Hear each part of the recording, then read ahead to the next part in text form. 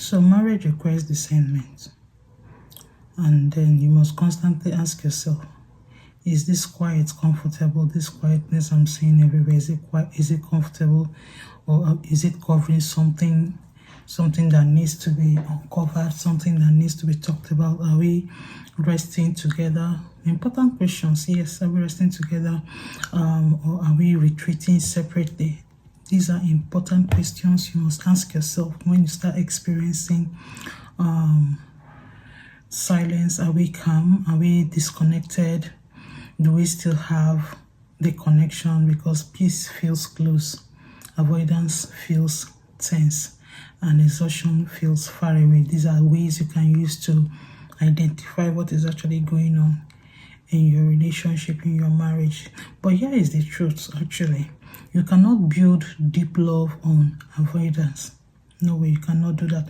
You cannot also sustain intimacy on emotional burnout. So only peace, real peace, creates stability, and real peace is not the absence of conflict. Nobody says you will not quarrel. Nobody says you will not have misunderstanding. So when you're talking about real peace, we're not saying that there's going to be absence of conflict. It is the result of resolved conflict. Knowing that yes, there's a problem and finding the solution together. It's what happens after hard conversations are had. You know that this topic is a difficult topic, and if you go into it, conflict will arise. You then decide to stay away from it. No, it's what happens when you have had that difficult conversation. You know it is difficult, but you had it anyway.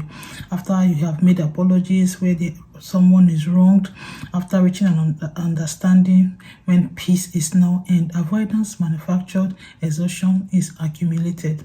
So when we talk about silence in marriages, in relationships, sometimes couples mistake quiet for health.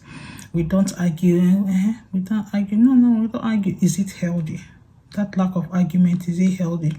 So, but the real question should be, do you resolve? Do you repair? Sometimes trust is broken. One thing or the other is broken. Are you able to repair? Do you reach out for each other after tension? Because tension is bound to happen.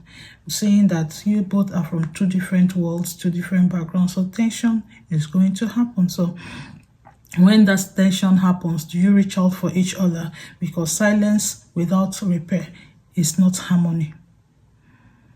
It's not harmony. It is postponement. The problem is still there. The problem will still surface again. I tell people that issues of life are like somebody wearing a trouser or a